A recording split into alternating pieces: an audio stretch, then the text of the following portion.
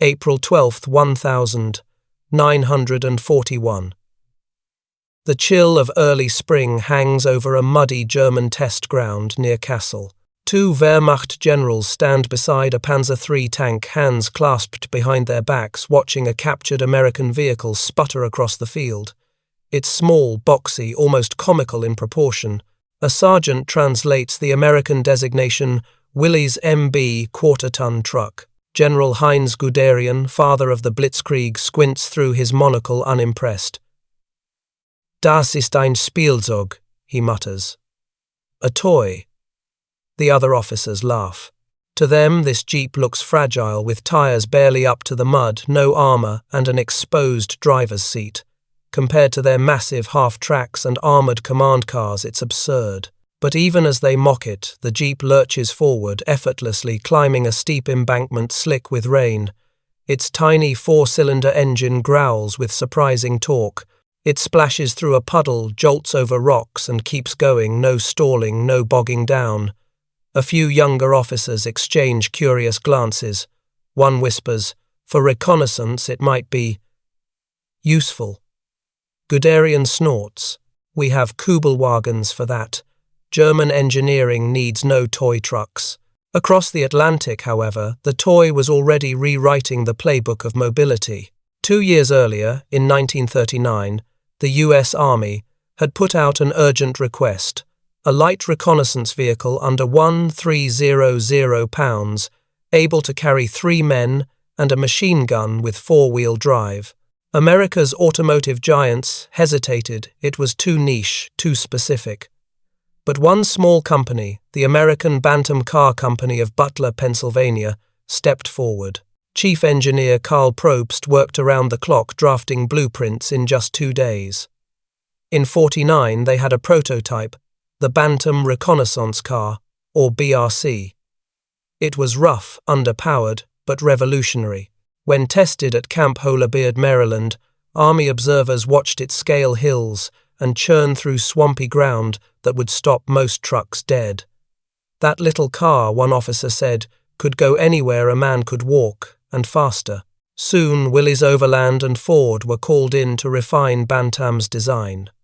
Willys offered its Go Devil engine 60 horsepower of rugged simplicity. Ford standardized the manufacturing blueprints. Together, they created something elemental, the Willys MB, or as soldiers quickly called it, the Jeep. By early 1940, one production was ramping up. Detroit's factories echoed not with luxury sedans, but with the clang of stamped steel and the scent of hot oil. The assembly lines of Willys and Ford produced vehicles at a pace no other nation could match. By December, as America edged closer to war, thousands of olive-drab Jeeps were already bound for Britain under Lend-Lease. And across the Channel, those first British commandos would soon discover just how wrong the German laughter had been. June 1941, North Africa. The desert sun burns white-hot above Tobruk. A British long-range desert group patrol emerges from the dunes, 3 Jeeps, at full throttle, dust plumes trailing behind like comet tails. Their radiators rattle, their engines howl, but they never falter. Each Jeep is crammed with jerrycans, Bren guns, spare tires, and sunburned men in khaki scarves. Major Ralph Bagnold, founder of the LRDG, peers through binoculars from the lead vehicle. "Perfect," he mutters. "Small target, long legs, damn near indestructible." The Jeep had replaced the bulky trucks that once bogged down in sand. Its low weight and wide tires gave it a strange advantage. It could skim across dunes like a skiff on water. At night, the engines coughed to life again under a cold desert moon. The patrols darted behind enemy lines, ambushing convoys and radio stations. The Germans began reporting phantom raiders appearing where no vehicle should reach. In a letter to London, one officer wrote, "The Jeep is our camel, our horse, our lifeline. I don't know what we'd do without the damn thing." Meanwhile, back in Europe, the laughter was fading. Wehrmacht field reports from 1942 described captured Jeeps being used by German officers in occupied France. Leicht, zuverlässig, sehr nützlich. One noted light, reliable, very useful. Some even requested more through field requisition. Ironically, the very officers who mocked the toy truck now rode in them daily. The Kubelwagen, though engineered with German precision, was heavier air-cooled and less capable off-road. It was elegant, but elegance didn't win wars. The Jeep, by contrast, was ugly perfection. A box on wheels, easy to repair, impossible to kill. In muddy Russian roads, Jeeps carried dispatches between Red Army units. In North Africa, they towed anti-tank guns through sandstorms. And in Burma, the U.S. Army's Merrill's marauders drove them through jungles so dense that machetes hacked the path ahead of each vehicle. General George C. Marshall famously said, "The Jeep, the Dakota, and the landing craft were the three tools that won the war." The Germans would soon understand exactly what he meant. December 1942. Tunisia. Rain turns the battlefield into a sea of mud. American infantry newly arrived under General Eisenhower push through the muck toward Kasserine. Tanks struggle. Trucks spin their wheels helplessly. But through it all, the Jeeps keep moving, carrying ammo stretchers, messages, and sometimes even generals. Private James Red Carter wipes mud from his goggles as he guns the little machine forward. "She don't quit," he shouts over the engine's roar. "She just don't quit." From the roadside, a group of captured Germans watches in silence. One finally mutters, "Vielleicht ist es kein Spielzeug." Maybe it's not a toy. That night, as engines cooled and campfires flickered, Carter leaned against the hood, watching the rain bead on its metal. Somewhere deep down, he knew this little rig was more than a vehicle. It was freedom on four wheels. Because tomorrow it would carry him back into battle. And the Germans would stop laughing for good. March 1943.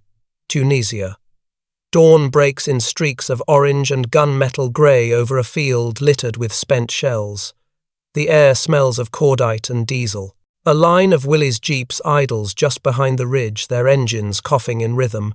Mud cakes their tires, bullet holes scar their fenders, but they're still running. Lieutenant John Jack Merriman, 1st Armoured Division, leans on the steering wheel of his Jeep Rosie, painted in white across the hood. Beside him, a medic tightens a tourniquet on a wounded infantryman laid across the rear seat. A burst of artillery echoes in the distance, shaking the ground. "Let's move," Merriman growls. "Hang on." He slams the clutch, and Rosie lurches forward. The Jeep bounces down the ridge, mud splattering across the windshield engine, whining in protest. In front of them, a column of German half-tracks burns their twisted hulls, silhouetted against rising smoke. Merriman darts between them, dodging craters and debris, the Jeep dancing across the rough terrain like a prize fighter. This is what the Jeep was made for. By the spring of 1943, the Willys MB had proven itself beyond question. It wasn't glamorous, but it was indispensable. Where tanks rumbled and trucks groaned, the Jeep slipped through, fast, light, and relentless. It could haul ammunition 1 minute, serve as a mobile command post the next, or become an ambulance under fire. The Army's own manuals read like hymns to its versatility. When in doubt, take a Jeep. Mechanics loved it too. Its design was simple enough that a soldier with a wrench and a hammer could rebuild half the vehicle in the field. The Go Devil engine, that squat 2.2-litre marvel, could run with sand in its oil and holes in its radiator. Some GIs joked it would run on spit and hope. There was no other vehicle like it on Earth. In the North African campaign alone, more than 35000 Jeeps were shipped across the Atlantic.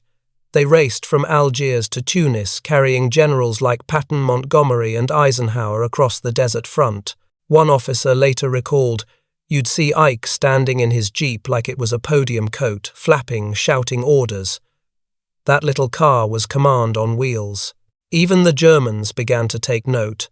Intelligence reports described fast all-terrain Allied scouts appearing suddenly and disappearing before counterfire could be organized. Rommel's men started nicknaming them Der kleine Panzerwagen, the little armored car, even though the Jeep had no armor at all. It didn't need it.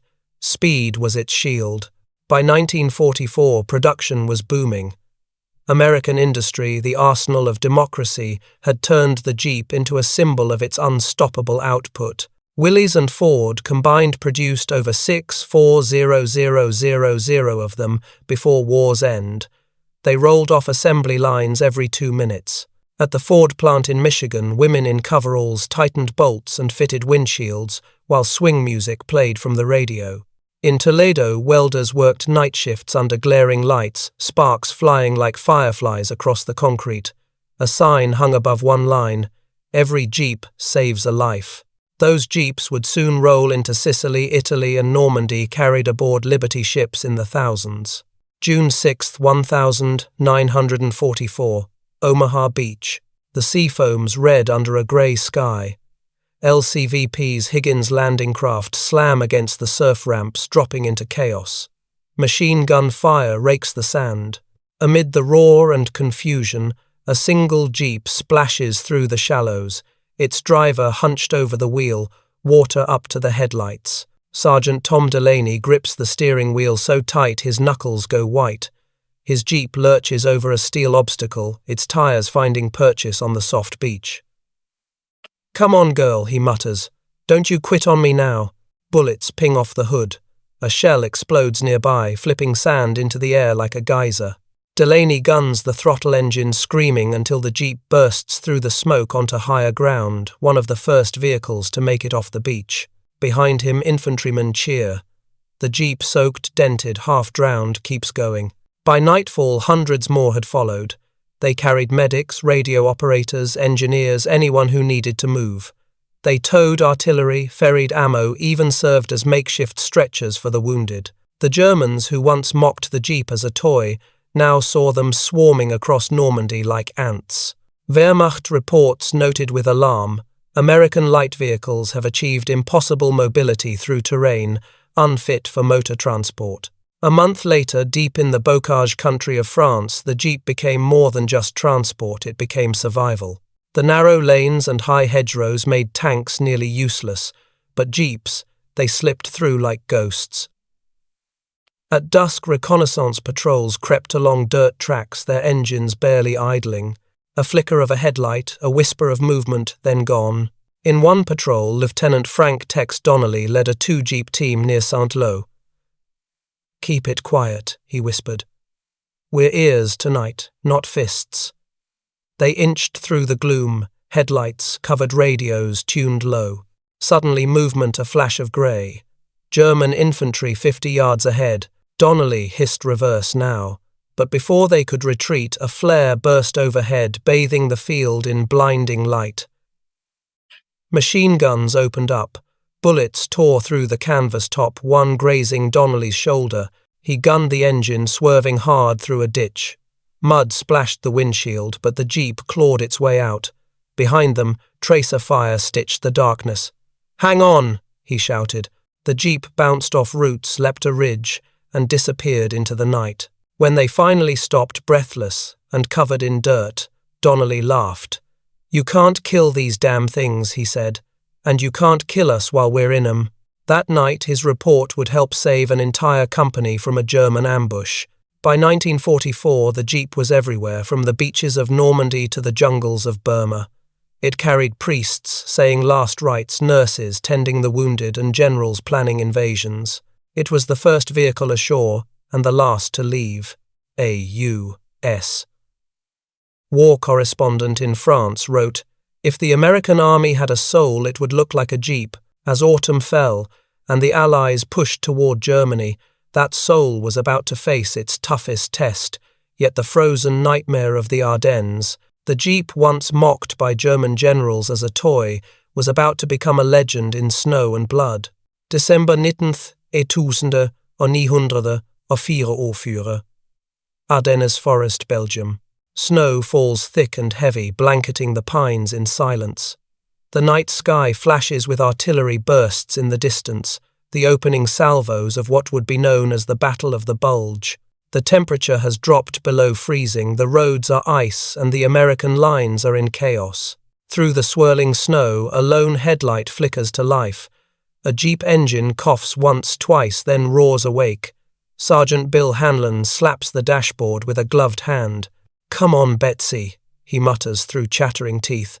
"Don't let me down tonight." In the passenger seat, a young radio operator clutches his coat tight. "You sure she can make it through that?" he asks, pointing toward a road nearly swallowed by snow.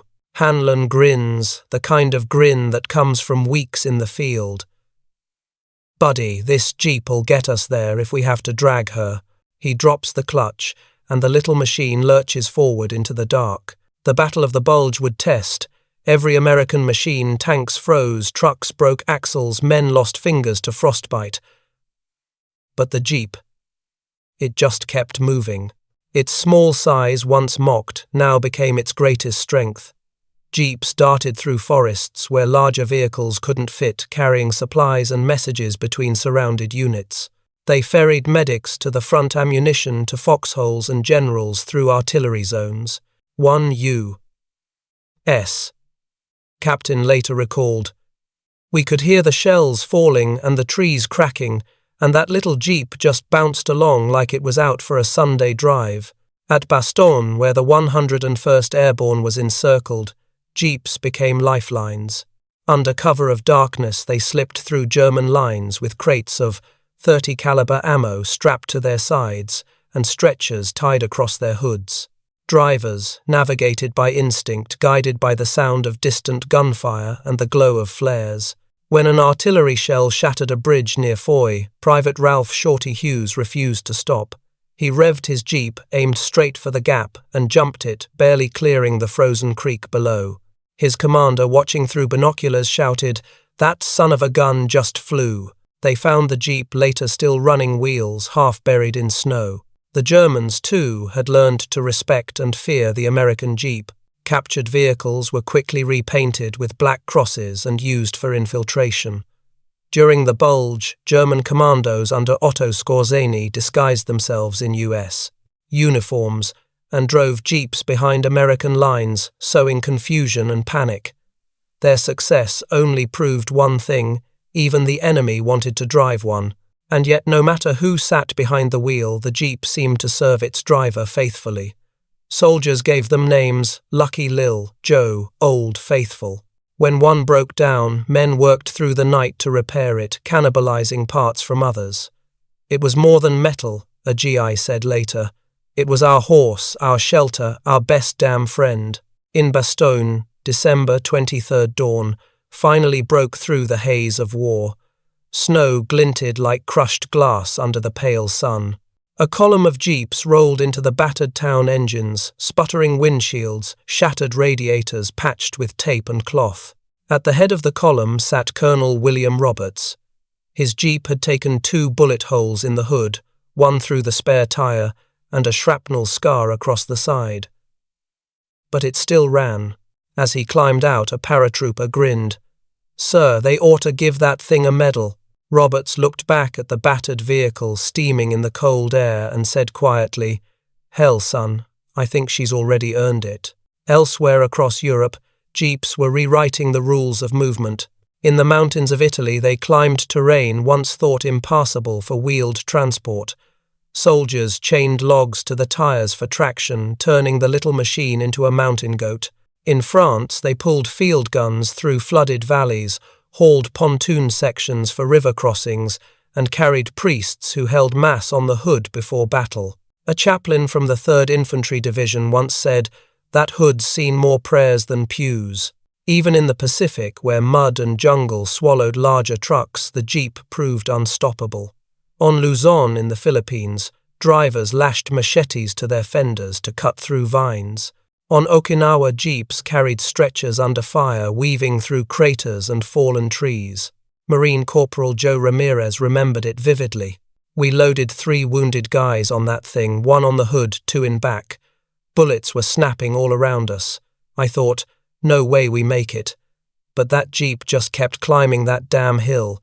Didn't even cough." By early 1945, the Jeep wasn't just a tool, it was a symbol.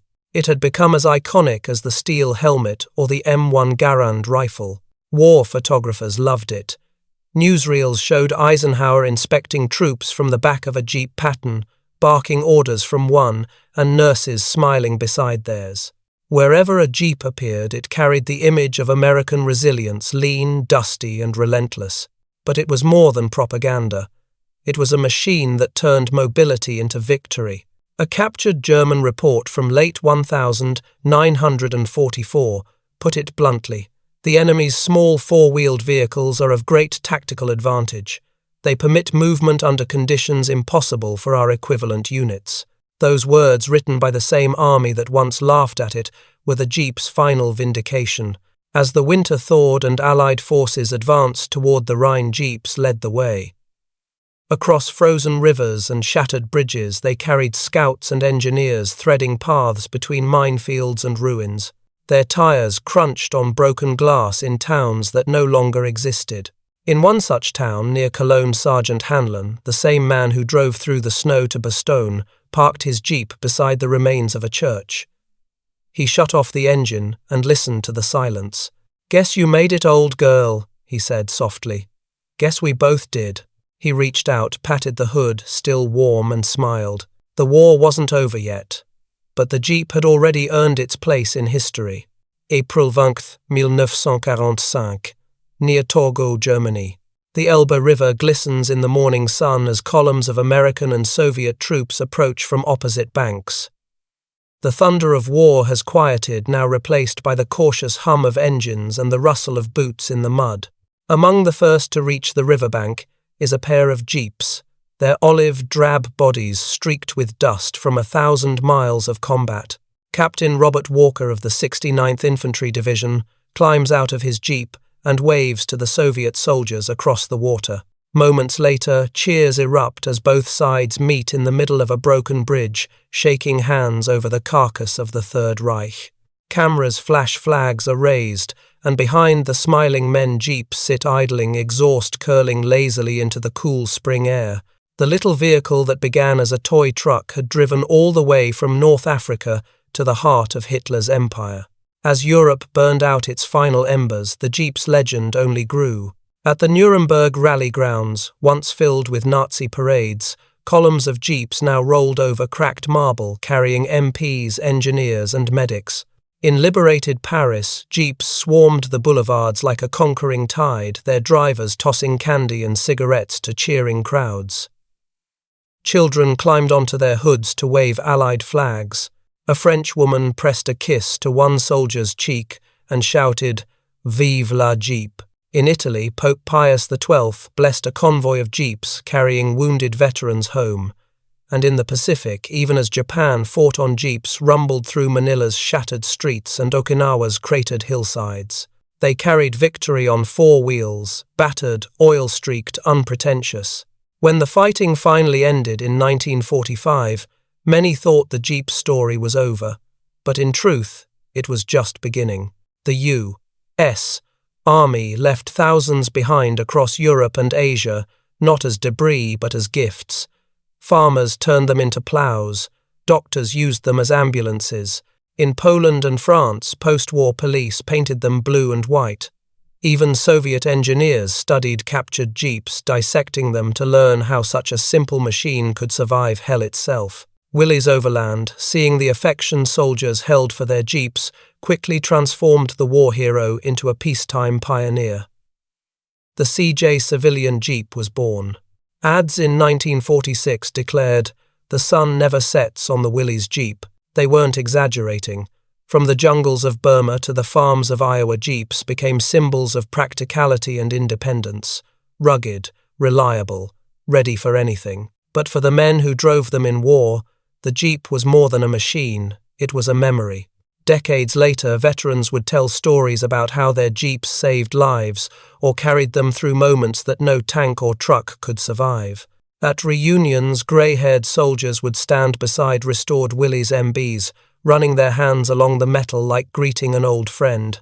"I remember that sound," one veteran said as an engine sputtered to life. "That little growl sounded like hope." In one account from Normandy, a former driver recalled a Jeep that had been patched so many times it looked like a quilt made of bullet holes. The men had painted her name, Faithful, on the hood. She made it through Africa, Italy, and France, and only broke down once the day after VE Day. She just gave up. the soldier laughed. Guess she figured she'd done her part. Even in Germany, the Jeep earned respect, grudging at first, then genuine. Captured models were studied by the Wehrmacht and later adopted by the post-war Bundeswehr. Decades later, German automotive engineers openly praised its simplicity. No vehicle has ever done so much with so little, one Mercedes designer wrote in 1952. And around the world, armies took note. The British Land Rover, the Soviet Gaz 69, the Japanese Toyota BJ, all traced their lineage back to that squat, square American invention. Wherever men needed to cross impossible ground, they built their own version of the Jeep. By the time the last shots of World War II faded, the Jeep had become more than an instrument of war. It was a language of endurance, of adaptability, of democracy on wheels. General Eisenhower once said, "The Jeep, the Dakota, and the landing craft, those were the tools that won the war." He wasn't being poetic. The Jeep was the one machine that could go anywhere through mud, snow, jungle, or ruin. It carried generals and privates alike. It was small enough to be dropped by parachute, tough enough to tow an anti-tank gun, and simple enough for a soldier with no training to fix in the dark. It didn't win battles alone, but without it, countless battles could not have been fought. In post-war America, the Jeep returned home a hero. In parades from New York to Los Angeles, veterans stood in their old uniforms waving from behind the wheel of the same kind of vehicle that had carried them through Normandy and Bastogne. Kids pointed and cheered. Reporters called it the Chariot of Victory. In one photograph taken on August 14, 1945 volts J-Day, a Jeep rolls down Times Square, its hood covered in flowers, a handwritten sign taped to the windshield. "Thanks, buddy. You got us home." That image, frozen in black and white, became the symbol of everything the Jeep represented: courage, utility, and endurance. 80 years later, the Willys Jeep remains one of the most iconic machines ever built. Its descendants roam deserts, mountains, and cities in every corner of the world. Modern Jeeps are faster, heavier, cleaner, but the DNA is the same.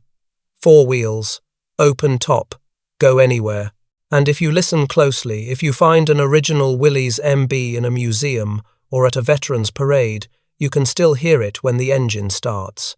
That low, stubborn growl that once echoed across every battlefield from Tunisia to Tokyo. It sounds like a promise made in steel and sweat, that no matter how rough the road, freedom always finds a way forward. The battlefield falls silent, but the echoes remain. At Forgotten Frontlines, we bring history's hidden moments back to life, one story at a time. Subscribe to keep uncovering the untold.